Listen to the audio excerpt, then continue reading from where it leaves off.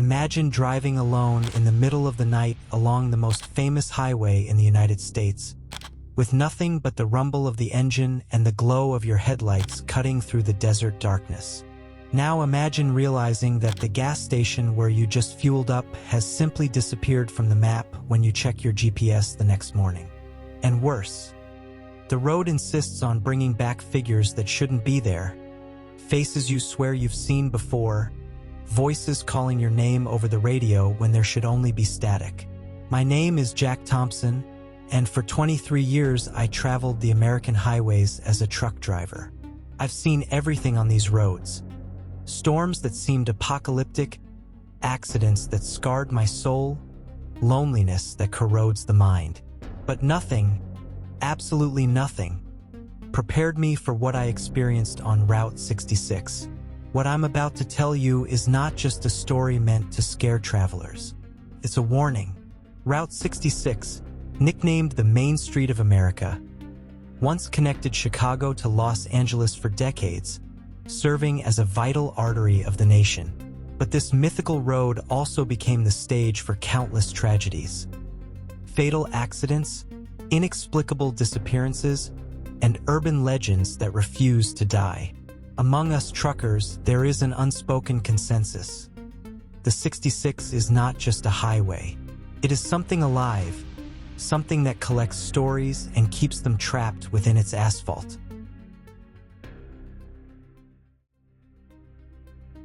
It was October of 2019 when I received my first run along Route 66 in years. A load of electronics from Chicago to Los Angeles, tight deadline, generous pay. The company knew that few drivers accepted those night runs on the 66, especially the most isolated stretches that cut across the deserts of New Mexico and Arizona. The more experienced ones avoided it, whispering stories we considered nothing more than road superstition. I left Chicago on a Tuesday, planning to complete the journey in 3 days. The first miles were normal. Urban traffic giving way to rural landscapes, station after station with familiar attendants I had known for years. But as I pushed deeper into the heart of America, the atmosphere shifted. The air grew denser, charged with an expectation I couldn't explain. It was on the second night, crossing the New Mexico desert, that it all began. Around 2 in the morning, I saw the lights of a gas station in the distance. Neon blue and red slicing the darkness like the beacons of a spacecraft. My tank was nearly empty, and those lights felt like a divine blessing in the vast desert emptiness. The station was old, with that retro 1960s look. Some establishments along Route 66 still preserved for nostalgic tourists. A thin, kind-looking old man waved as I parked near the pumps. He wore a faded blue jumpsuit and a Texaco cap that had clearly seen better decades. "Good evening, son. Long trip?" he asked with a genuine smile as he opened my tank. "Chicago to Los Angeles. Still got a long way ahead," I replied, stretching my numb legs. We talked about the weather, about how quiet the road was that time of year. He mentioned he had been working at that station for over 40 years, watching generations of travelers come and go. I paid in cash, thanked him, and went back on the road, carrying with me the comforting sense of humanity in the middle of the desert void. The next morning, during a coffee stop in Albuquerque, I decided to check my route on the GPS. I wanted to better calculate the timing of my next stops. That's when I discovered something impossible. There was no gas station registered in the stretch where I had filled up. Not on GPS, not on Google Maps, not on any traveler's app. According to every digital map, I had driven more than 90 miles with no gas station whatsoever. At first, I attributed it to a GPS error or outdated maps. Old stations sometimes take a while to appear on digital systems, I thought. But something deep inside my mind insisted there was more to it. The conversation with the attendant, so vivid in my memory, began to blur with dreamlike edges, like a memory of a dream that stubbornly insists on being real.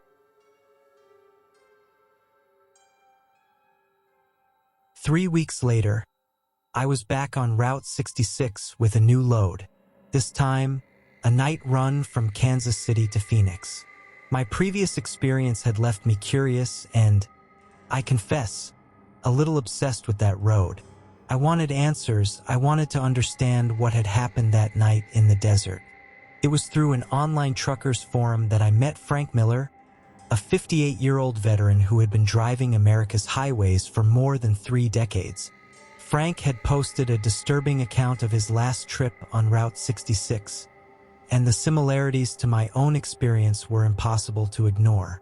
According to Frank, he was driving through Arizona on a September night when he saw a female figure standing by the side of the road, hitchhiking. It went against every safety rule we lived by, but something about her posture, the way she stood perfectly still without waving or showing distress, made him stop.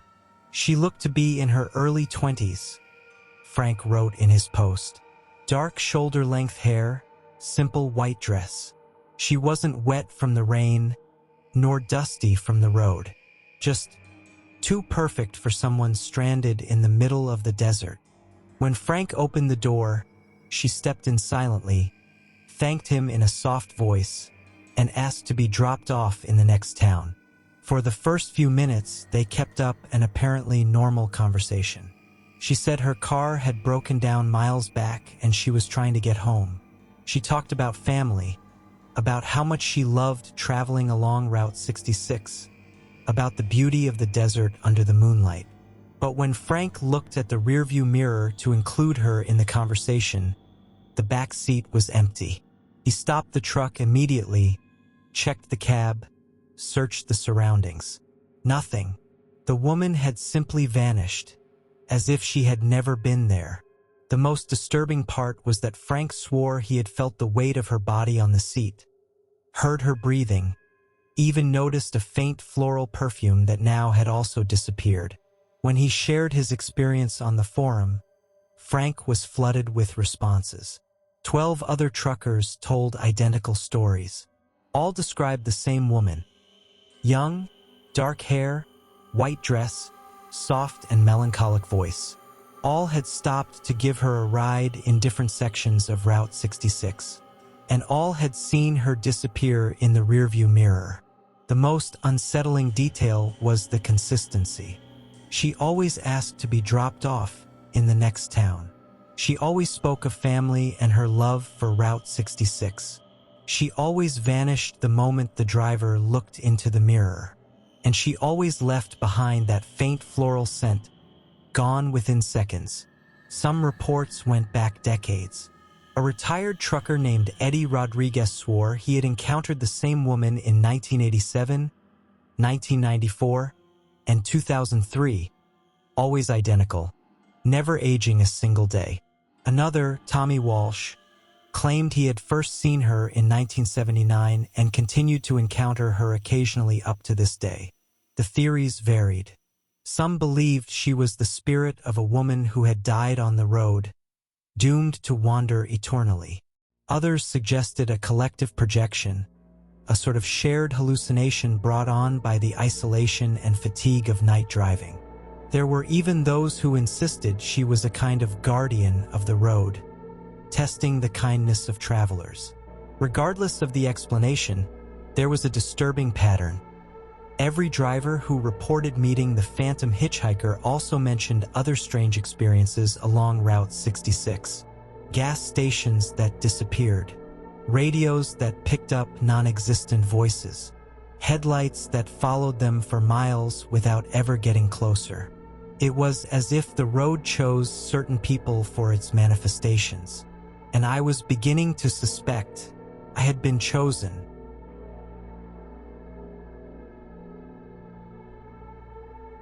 My second experience on Route 66 happened on a December night, hauling auto parts from Dallas to Los Angeles. Winter had arrived early that year, and the desert was colder and lonelier than usual. This time I was prepared.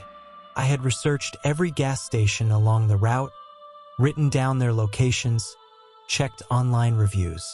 I wouldn't be caught off guard again. But Route 66 had other plans. Around midnight, crossing through New Mexico, my radio began picking up a station that shouldn't exist. Between the static and the faint waves of commercial stations, a clear voice emerged. A woman singing a song from the 1940s. It wasn't a recording. It had the quality of being live, with small vocal imperfections and audible breaths. At first, I thought I had tuned into some nostalgic oldies station with limited range. But as I listened more carefully, I realized the singer was speaking directly to me. Between songs, she mentioned my name, talked about my trip, described the road exactly as I was seeing it at that very moment. "Jack Thompson, driving alone down the highway of life," she said in a melancholic voice. "Did you stop by Mr. Morrison's station tonight? He always asks about you." My blood ran cold. I hadn't spoken my name aloud on the radio. And who was Mr. Morrison? The gas station attendant who had served me on my first trip had introduced himself as Morrison, a detail I had forgotten until that moment. The music went on for another 20 minutes.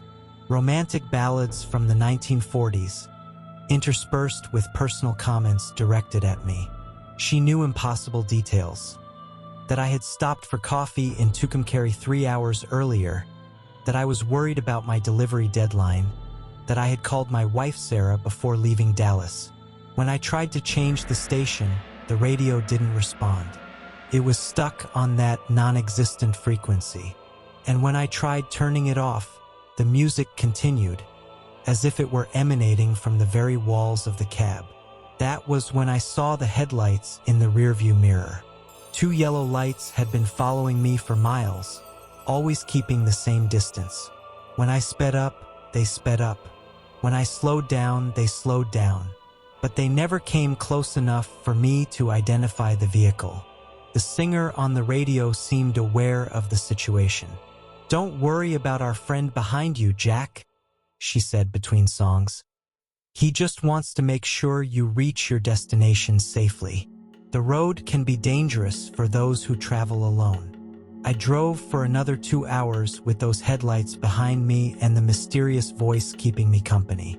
As disturbing as it was, there was something strangely comforting about that presence. The desert's loneliness, which had always been my faithful companion during years of night driving, had been replaced by a supernatural presence, but company nonetheless.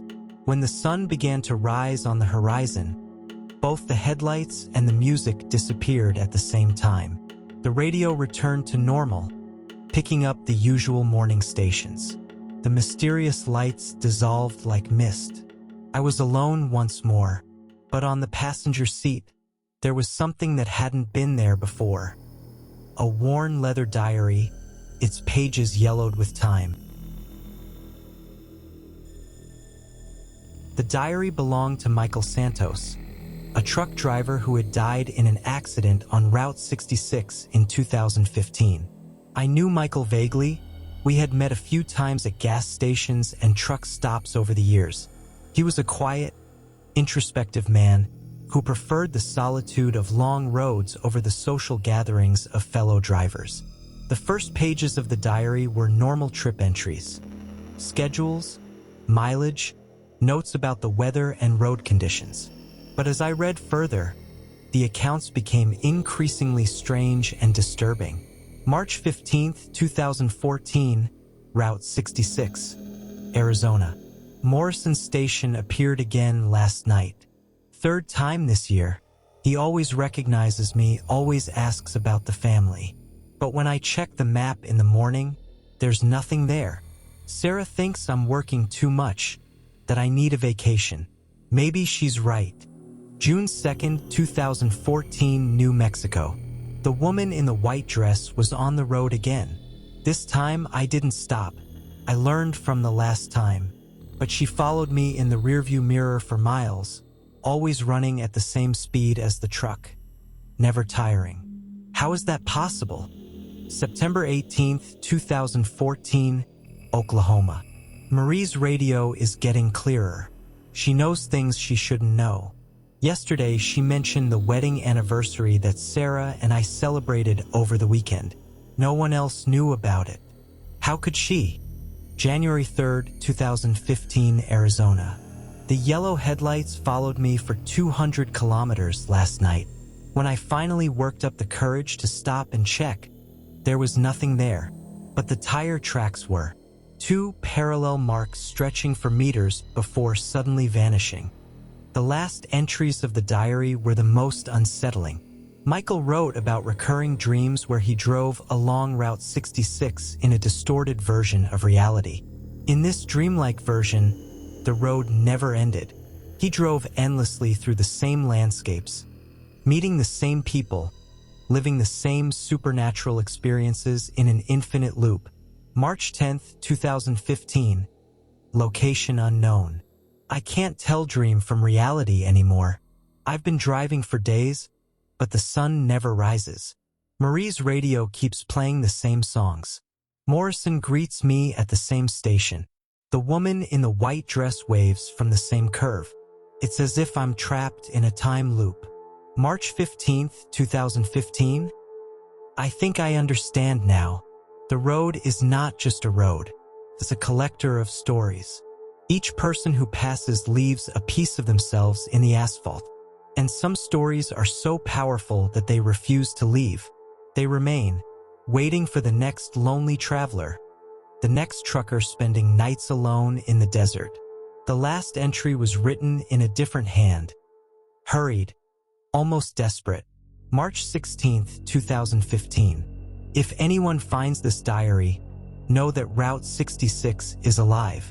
It chooses people, marks them, collects them. I feel my time is running out. The yellow headlights are getting closer. Marie is singing my farewell song. If you're reading this, it means you've been chosen too. Beware of shortcuts.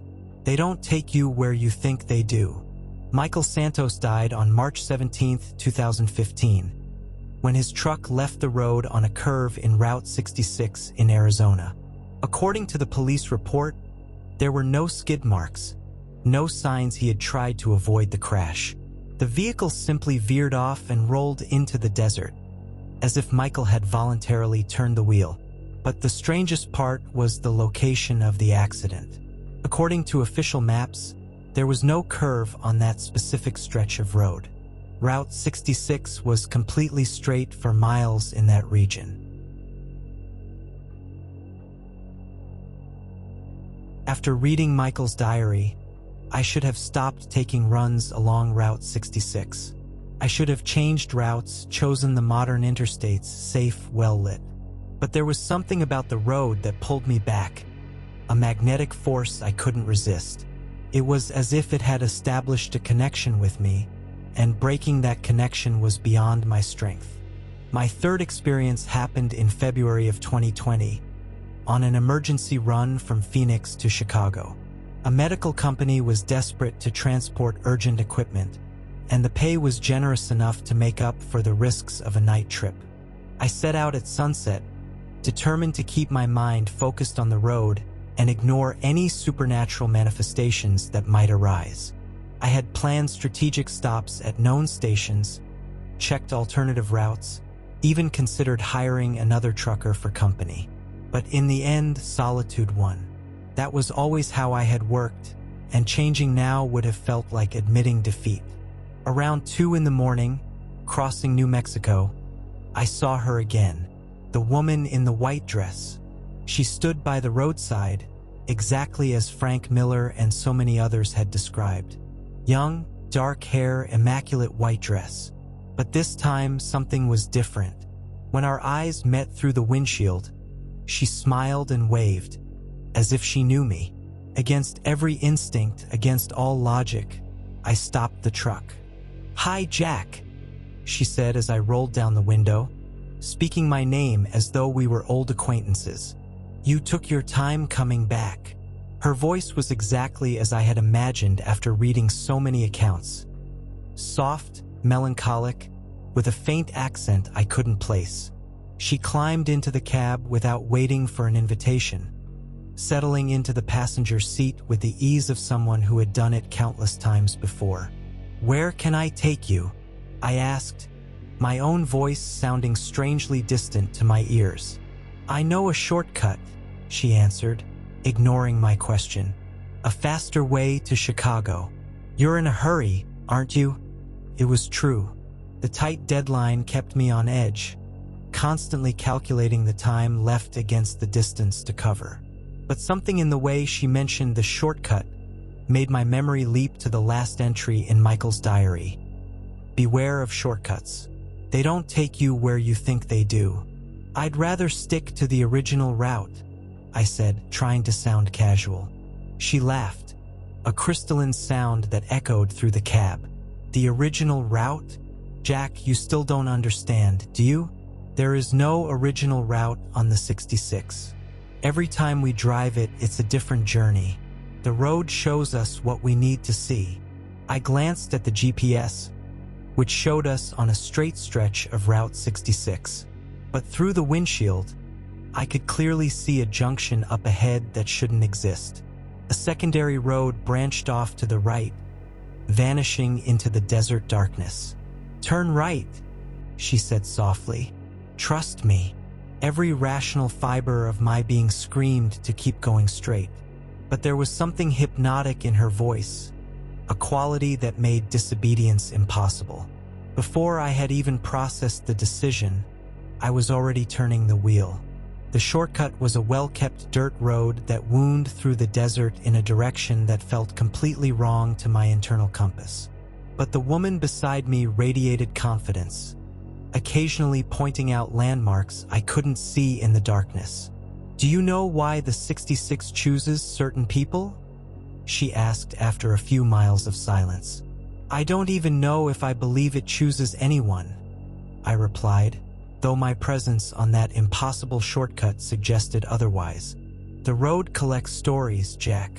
Every person who passes leaves a little of themselves in the asphalt.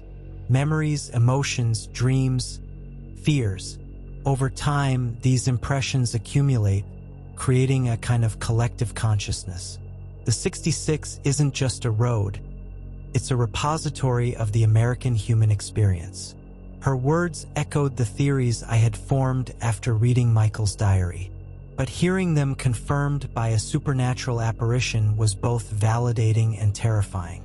"And some people," she continued, "leave deeper impressions than others. Truckers like you, who spend nights alone on the road, who know the intimate solitude of the desert, who understand the hypnotic rhythm of the miles passing. You are more permeable to the road's influence." The shortcut seemed to stretch endlessly ahead. My odometer showed we had traveled over 60 miles, but according to the GPS, we hadn't moved at all. It was as if we were driving through a space outside the laws of geography. "Where does this road lead?" I asked, beginning to feel the first real chill of fear. She turned to look at me directly, and for a moment, her eyes reflected the dashboard lights like those of a nocturnal animal. "It leads where you need to go, Jack. It always has." That was when I noticed she was disappearing. Not suddenly, like in the accounts I had read, but gradually, becoming transparent like an overexposed photograph.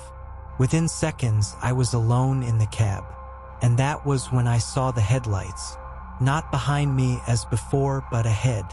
Two yellow beams approaching fast along the dirt road. But something was wrong with their trajectory.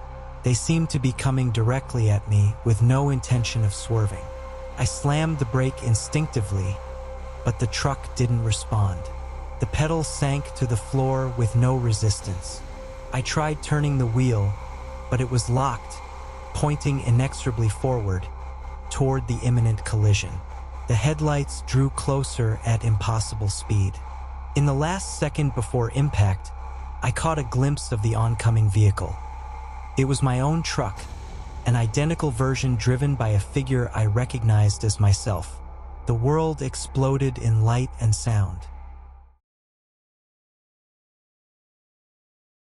I woke up in the regional hospital of Tucumcari, New Mexico, with a nurse checking my vital signs. My head throbbed, There were superficial cuts on my arms and a persistent metallic taste in my mouth. But considering I had just lived through a head-on collision, I was surprisingly intact. "You're lucky," said the nurse, a middle-aged man with a thick local accent. "When the paramedics found you, they thought it would be much worse." "Where did they find me?" I asked, still trying to piece together the fragmented memories of the previous night. "On an abandoned section of the old Route 66, about 30 miles east of here. That part of the road has been closed since 1979, when they built the interstate bypass. We don't know how you ended up there." 1979, the same year that had appeared repeatedly in the reports I had collected about Route 66.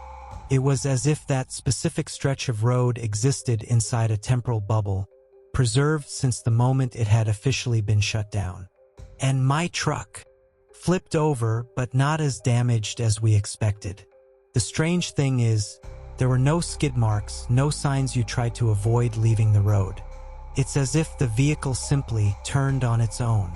The nurse's words echoed the police report of Michael Santos' accident. The similarity was too disturbing to be mere coincidence. During the 2 days I remained in the hospital for observation, I received unexpected visits. The first was from Frank Miller, the trucker who had posted about the phantom hitchhiker. He had driven more than 100 miles when he heard about my accident, bringing with him a folder full of documents and photographs. "When I heard you had crashed on that section of the 66, I knew I had to come," he said, settling into the chair beside my bed. "You're not the first, Jack, and you won't be the last." Frank showed me newspaper clippings dating from 1979 up to the present day. Dozens of accidents in the same closed section of Route 66. All involved lone truckers. All happened during night runs. And in every case, the drivers reported supernatural experiences before the crash.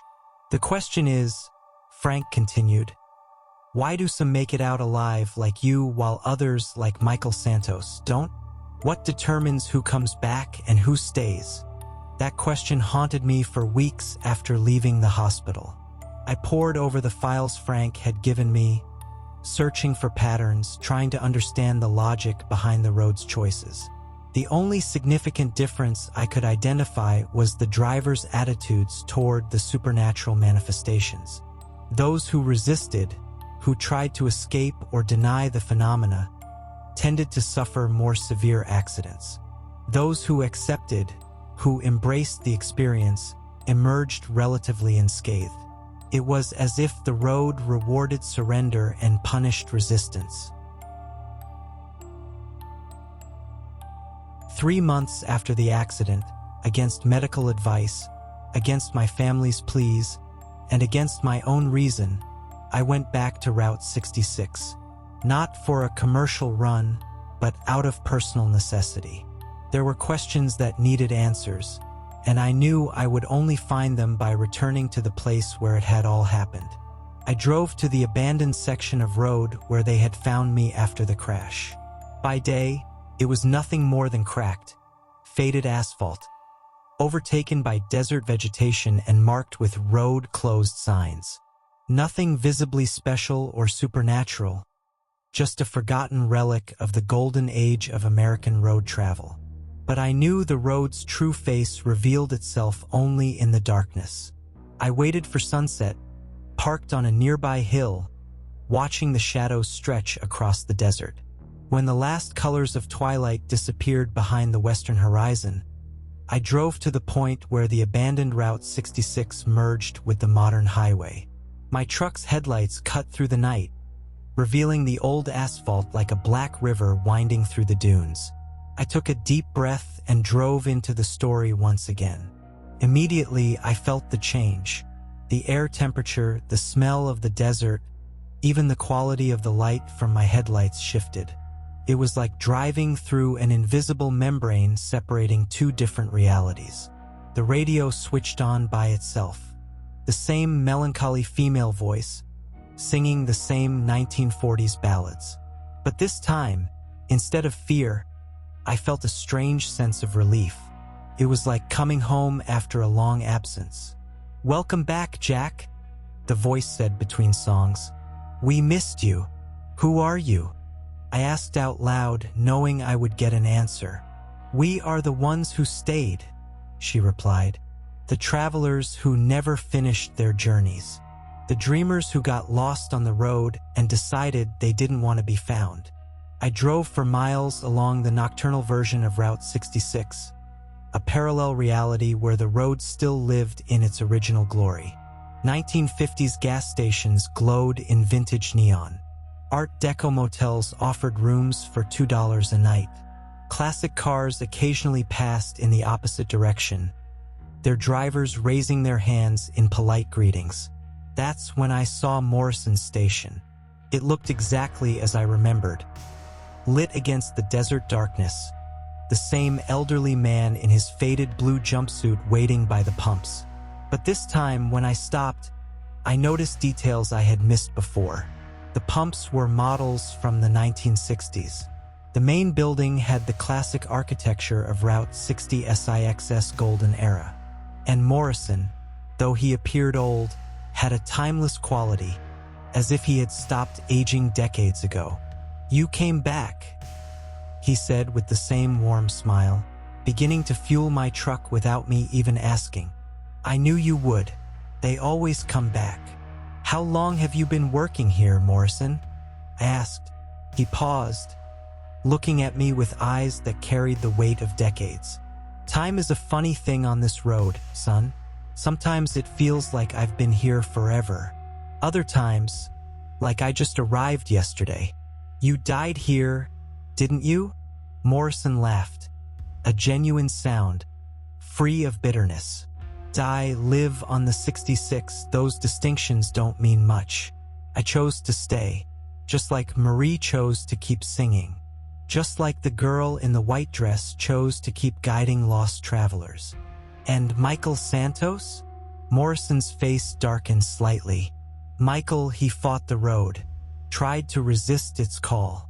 That left him split between two worlds, trapped in an existence that was neither life nor death. A tragic choice. I paid for the gas with money Morrison never counted, knowing that transaction was more ritual than necessity. As I prepared to leave, he placed a hand on my shoulder. "You have a choice to make, Jack," he said. "You can go back to your normal life, carry this as a strange story that happened once. Or you can accept that there's more to this world than the reality you know. And if I choose to stay, then you'll become part of the road. You'll help other lost travelers the way we helped you. But know this, it's a permanent decision. There's no going back." I drove back to the real world, Morrison's words echoing in my mind. When I emerged from the abandoned stretch of Route 66, the sun was already rising, painting the desert in golden tones. My phone came back to life, buzzing with missed messages. Reality claimed me once again.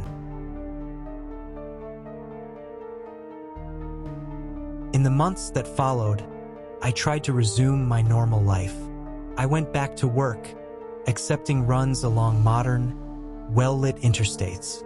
I avoided Route 66 completely, as if it were a temptation I couldn't allow myself to face. But the road kept calling me, constantly. In dreams, I drove through the nocturnal version of the 66, meeting Morrison, speaking with Marie through the radio, glimpsing the woman in the white dress waving from the roadside. I woke with an aching longing for a place that technically shouldn't exist. Frank Miller visited me a few times during that period. He had retired from trucking after his own traumatic experience on the 66, but he remained obsessed with researching the road's supernatural phenomena. Together, we cataloged hundreds of reports, created maps of the most active points, and developed theories about the collective consciousness that seemed to inhabit the asphalt. "You know what's the strangest part?" Frank said during one of our conversations. "It's not that these things happen. It's how natural they feel when you're there." On the nocturnal 66, Seeing a 1960s gas station or talking with ghosts feels like the most normal thing in the world. He was right. The logic of the road was different from the logic of the everyday world. It was a reality governed by emotional need, by human connection, by the power of stories to outlive physical death. It was Sarah, my wife, who finally forced the issue. For 20 years of marriage, she had tolerated my passion for night roads, my long absences, my need for solitude that only the wheel of a truck could satisfy. But the events on Route 66 had changed me in ways I could no longer hide. "You're not here anymore," she said one June night, sitting with me on the porch of our home in Missouri. "Your body came back from that accident, but your mind, your soul, part of you stayed on that road." She was right. I functioned in the real world, fulfilled my obligations, kept up normal conversations. But my heart remained on the nocturnal 66, yearning for the next encounter with its spectral inhabitants. "You need to choose," Sarah continued, tears streaming down her face, "between us and that road, because I can't compete with ghosts." That night, looking at the woman who had shared 2 decades of my life, I finally understood Morrison had been right. I had a choice to make, and unlike Michael Santos, who tried to resist the call of the road until it destroyed him, I knew exactly what decision I would take. This is my final entry as Jack Thompson, trucker of the real world. Tomorrow, I will set out on one last run down Route 66. Sarah signed the divorce papers yesterday, tears in her eyes but understanding in her heart. She knows that some calls cannot be ignored, that some roads demand to be traveled to the very end. Frank Miller agreed to publish this account if I don't return, which honestly I don't intend to. Not in the way people understand return. My truck is loaded with supplies for a journey that might last forever. My will is in order. Every loose end of my earthly life has been tied. To those who read this story, I offer both a warning and an invitation. Route 66 is more than a highway. It's a doorway between worlds, a thin line where consensual reality touches something older, deeper. It chooses its travelers carefully, calling those who understand that there is beauty in solitude, magic in endless miles, and truth in the stories we whisper in the dark. If you are one of those travelers, if you feel the call of America's Mother Road pulsing through your veins, then perhaps we will meet on a dark desert night. Look for the glow of Morrison Station. Listen for Marie's melancholic voice on the radio. Accept the ride the woman in white will offer you. But remember, some journeys have no return, and maybe that's exactly why they're worth taking. The road calls me. It's time to go home. This account was found in Jack Thompson's apartment in Kansas City, Missouri, 3 days after his disappearance. His truck was discovered a week later on an abandoned section of Route 66 in New Mexico, in perfect condition but without any trace of the driver. Local authorities filed the case as a voluntary disappearance. According to reports from other truckers, a man matching Jack Thompson's description is occasionally seen waving from the cab of a vintage truck on moonless nights along Route 66. He always smiles and points forward, as if showing that the road continues beyond the visible horizon. The investigation into the supernatural phenomena of Route 66 remains open. If you have had similar experiences or sightings of Jack Thompson, contact the Truckers Forum Route66mysteries.com. Driving Route 66 at night remains a personal choice. But after reading this account, at least you'll know you are not alone on that road. You never were.